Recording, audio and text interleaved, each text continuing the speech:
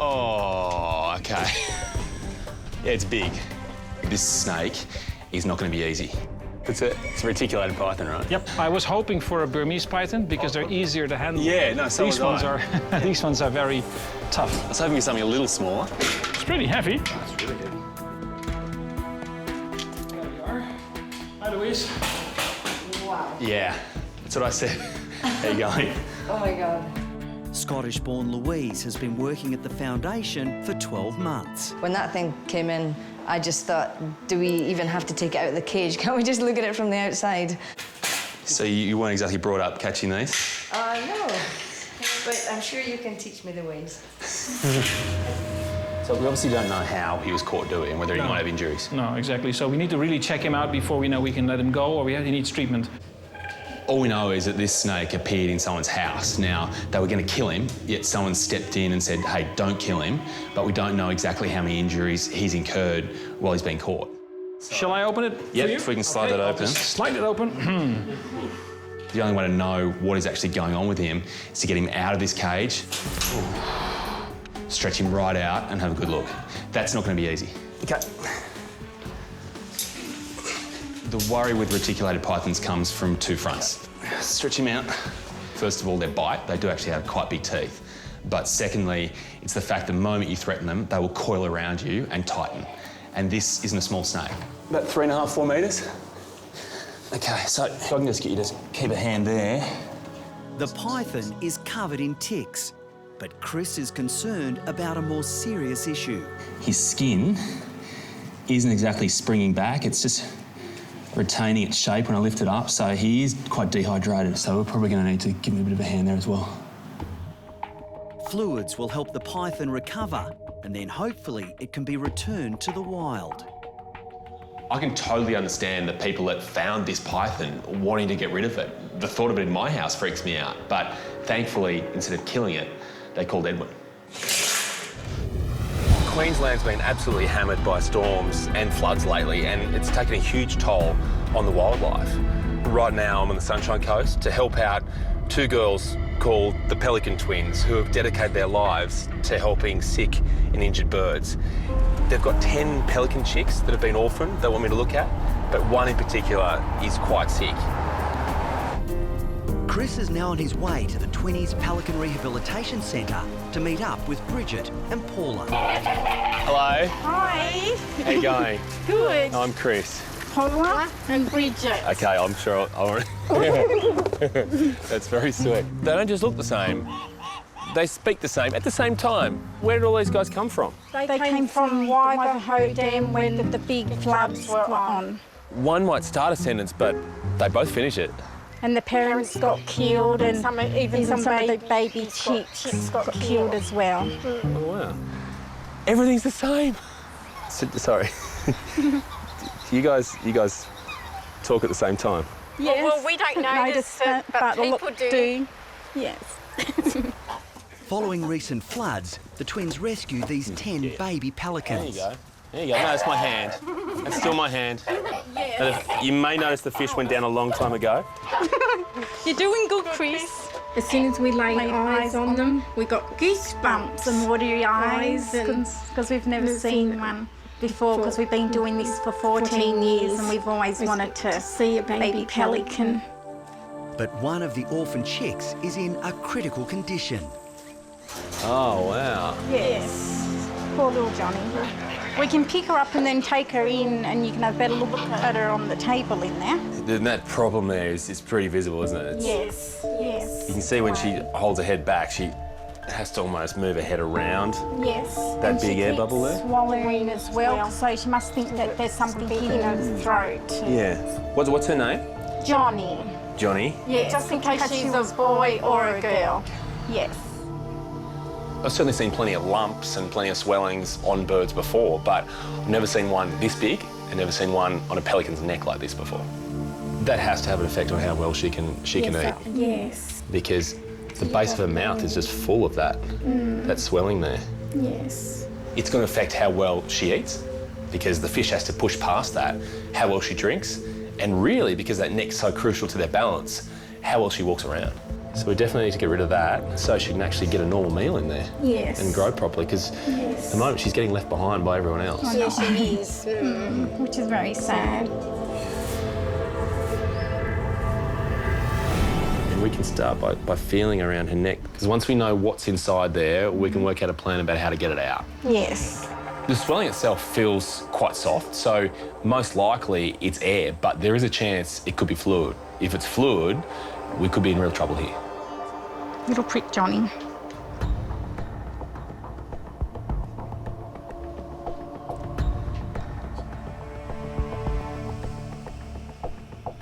Okay. See that? Yes. All right. So, that tells us what's in there. Yes. So it's air. Yes. The thing about all birds is they have air sacs, as you know, which are those little It's balloons. like bubble wrap. Yeah, like little balloons they have all around their body, which makes their body quite light, but also gives them a chance to breathe oxygen incredibly well. But in her case, we've got a problem with one of those. Yes. And the bigger it gets, the more it's actually going to affect how well she eats, and it's going to start affecting how well she breathes soon too. Yes. Okay, so what we need to do, it sounds pretty dramatic, is actually make a little cut in the side and actually drain the air out, sure, but then look for where the leak's coming from. Because unless we can find that leak and fix that leak, this is just going to keep on filling up. Yes. She is going to need an anaesthetic for that. Yes, we know. And that's probably the thing that worries me the most. I'm confident we can... Us too. Yeah. When you watch how they talk about these birds and how they react when any bird is in danger, you start to appreciate how much they mean to them. That also means just how much pressure I'm under right now. Do you have a vet around here that I could speak to and possibly look at using their hospital? Yes. The fact that Johnny is so young means that it's going to be incredibly hard to judge just how deep she is under anaesthetic. Push her too deep, she may not wake up. We are very worried. Yes, we just wanted to survive the anaesthetic. Hey mate, how you going? How are you? Good to see you. You too. Thanks for this. We've got No worries. Our patient right here. You obviously know these two I do. veterinary assistants today. Chris and twins Bridget and Paula have brought their injured pelican to a local vet clinic. Yeah, we need to find a way to get this out and try to stop it from reforming. Dr. Doug Gray will be assisting with the operation to try to locate and repair the hole in Johnny's air sac. Are you going to be okay to watch, or...? Oh, yes, Kel, yes. Can we watch? Is that all right? Doug, your hospital. Fine. Oh, well, we're going to be with you, darling. I'm going to say, walking into a vet clinic where I've never really worked before and working on one of the 20s pelicans, you can't help but feel the pressure. All right. I think the big decision is what side we incise along. What I wouldn't mind doing is, can we hit those lights? I've got a bit of it. Just thinking, if we shine this through here, this is as much showing me where to go as it is where not to go, because you can see all the big blood vessels, which I really want to avoid, but also all those very clear areas are where the air's sitting. We'll look on the other side. There's an area here that's a bit interesting that she doesn't have on the other side. Now, that could be a little blood clot or a little scar, but it could also indicate that's where the initial injury happened. I think that'd be a great place to start. Yeah. Who would have thought a $2 torch would be more valuable than an X-ray? Having identified the possible problem area, Chris and the team can now anaesthetise the young pelican and commence surgery. What I'm thinking is, a normal mask that's that big isn't going to do much good for her. So, do you have like a bottle or something quite long that we could actually put over her beak there? Yes. Give me a bottle, some tape, and a bit of tubing, and I reckon I can make you a pelican anaesthetic mask. Good so far. I've had audiences before, but never quite like this.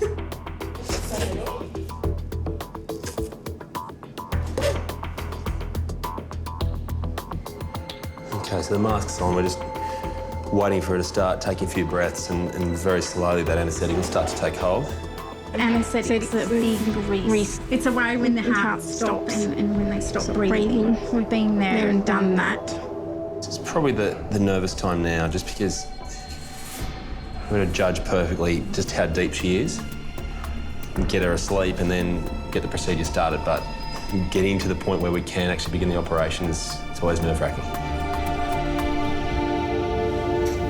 Down she goes. Johnny is now asleep, and Chris is happy to begin the delicate operation to repair the chick's ruptured air sac. Hold that beak closed. Right, we're in there, it's a good fit. It will be a tense wait for Johnny's carers, Bridget and Paula. Just have to make sure she takes a few breaths and even give her a few breaths if we need to. The leaking air sac is causing severe swelling in the baby pelican's neck and impeding its growth. The key is just being fairly precise, getting in there, trying to locate this air sac, hopefully find out where the tear is, repair that, and get out. There we go. Okay, and down it goes. I cut into Johnny's neck and feel a whoosh of air. That's one problem solved, but in one way, another problem created. Where did the leak come from?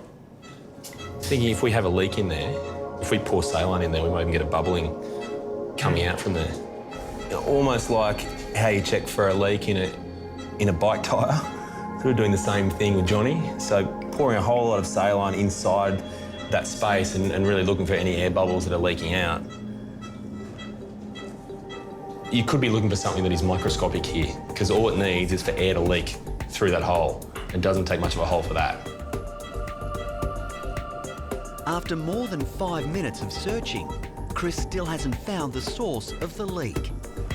All we can do is work on an area we think the leak is and really then prevent another bulging of air from occurring.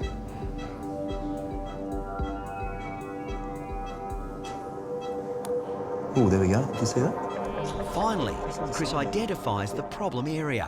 What we want to do is actually put a little dab of tissue glue, essentially super glue, on that spot to provide a bit of strength and also a bit of scarring as well. And that should actually seal off that air sac. Now comes the big test. The glue's in place, time to put some pressure on the air sac and see if it leaks.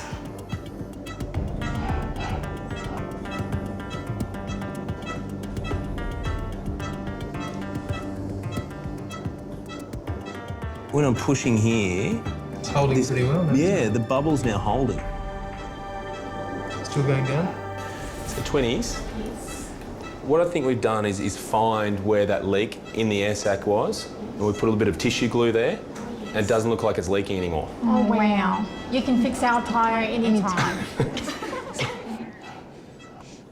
For further protection, Chris is now inserting a temporary neck drain. Okay, this is the last suture here. That's done. I really think for those girls to be a few metres away from Johnny felt like miles. And so now, to have the good news that she is all right, it's a big relief. But she's going to start waking up pretty quickly. Oh, wow. Here we go, little one. Good girl, darling. You see her eyelids just Yes. flickering back and forth now. She's Yeah. not far. Good girl. Oh, there we go. Oh, wow. Oh, wow. Look, she's got little eyes open. Hey, Johnny. I'm glad she pulled through. We were very, very nervous. You feel better, don't you, darling? All right. That's more like it. There we go. Take it out on Bunny. Johnny will now return to the centre with the twins. It will be a few days before she gets the all clear, but the chick is already much happier. Johnny looks great, and certainly all of that air has now gone, but there is a chance, even though we have the drain, that it could reform. Fingers crossed it doesn't.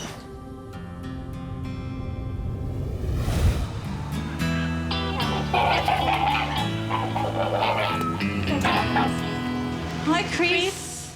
Hello, how are you? Good. Before heading back to Bondi, Chris has returned to the Pelican Rehabilitation Centre to see if the surgery to repair Johnny's ruptured air sac has been a success. So we're going to get a little bit of swelling around the drain, which is going to be very normal. Yes. But the important thing is there's no bubble forming up here. Yes, that's right. And if there is any air, it is going to float up and start to inflate out of her neck, but Yes. it looks good. Oh, she's a just completely different pelican.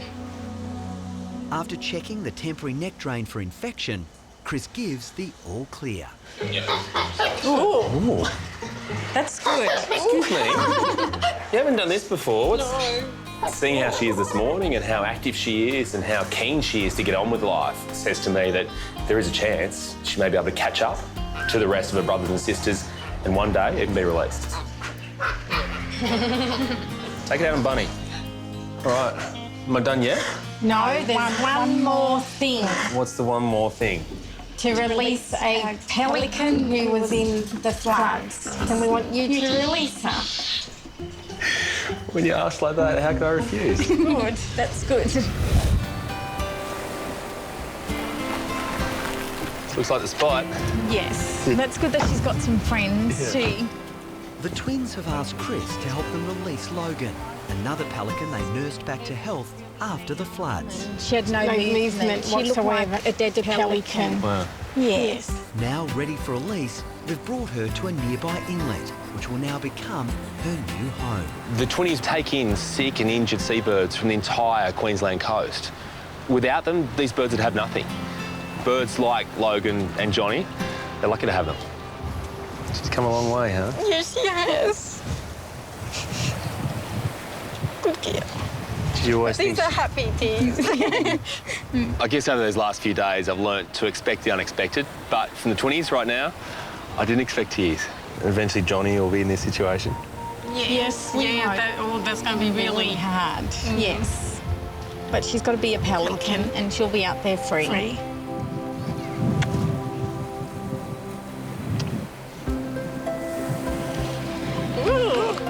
Good girl, Logan. Wow, she's feeling that wind. Yes. Wind. Woo! Oh, Up she goes. Look at that, huh? Fly by for you. Look at her. After 8 weeks of care, to feel that wind rushing through her wings, that's what freedom feels like. She's telling them all about the Twinnies right now. Yes. Well, I hate to say it, I've got to fly as well, but thank you. Yes. And I wish there was 2 of you.